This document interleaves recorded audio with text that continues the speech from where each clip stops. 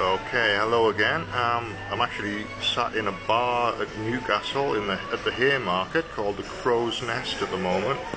Just having a cup of coffee before I go to work.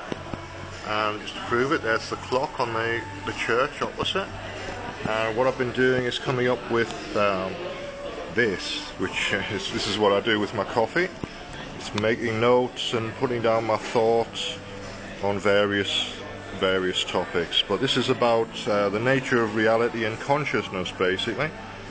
And it's a theory. It's not tested in any way, but it's worth passing on because it'll add to what other people are doing or become whatever. It's all osmosis. We all learn by, so use what I'm learning to learn yourself. That's really what these videos are about.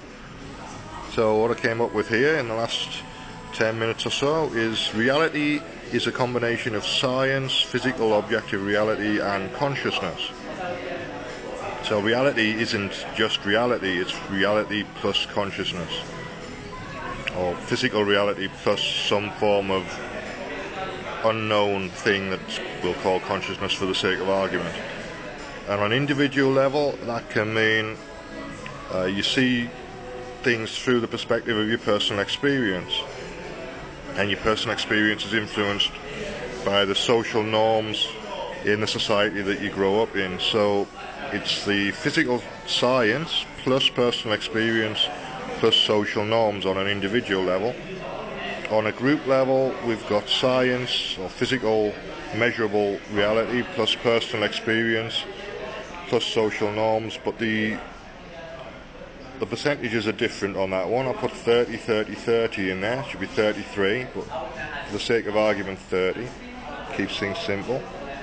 And all of these are slightly different in different societies. If the influence of religion is high in the society you're living in, then the social norms will be up at 50 or 70%. And you might not have very much personal experience if you're just going along with the social norms. So it varies with people, but this is the basic principle of what I think is going on. So the idea behind this particular diagram is to encourage people to challenge the underlying assumptions of what's going on.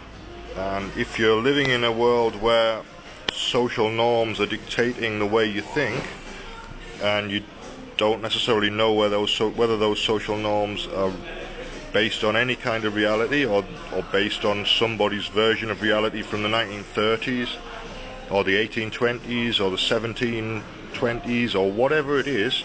Could be from 700 or 800 years ago or 2,000 years ago in some cases if it's Christianity, or from 3,000 years ago if it's another religion. But the point I'm making is that the assumptions that were made about reality 3,000 years ago or 2,000 years ago are not what's happening now. So take a look at them and see if what you're being told is real is actually real today, because things change. But who you are today and who you are tomorrow is a different thing. Things change over time incrementally, but over 2,000 years or 3,000 years, that's a lot of changes.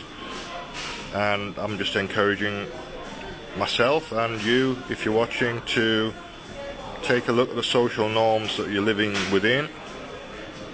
Decide whether you want to keep them or whether you want to change them or whether you want to just take part of them and adapt them to the way you do things. You don't have to live within every single social norm. There's some that are really useful and there's some that aren't.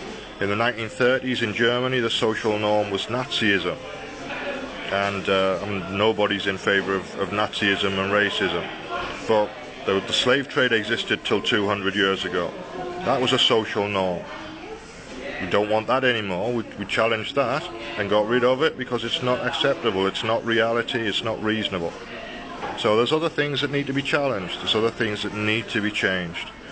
I'm just asking you to take a look and decide for yourself. Don't take my word for anything. Don't take anybody else's word for anything either. Decide for yourself. Use your mind. You've been given your mind.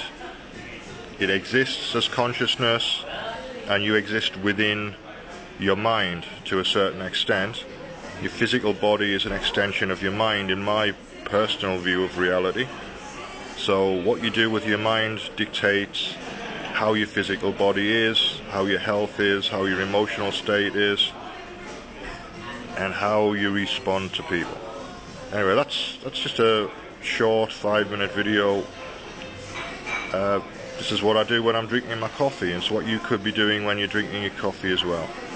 So thanks for your time, thanks for watching, and I'll be posting more tarot readings over the next few days. If you've enjoyed the video, please subscribe, and you'll get notified of when I post more videos. Thanks once again for watching.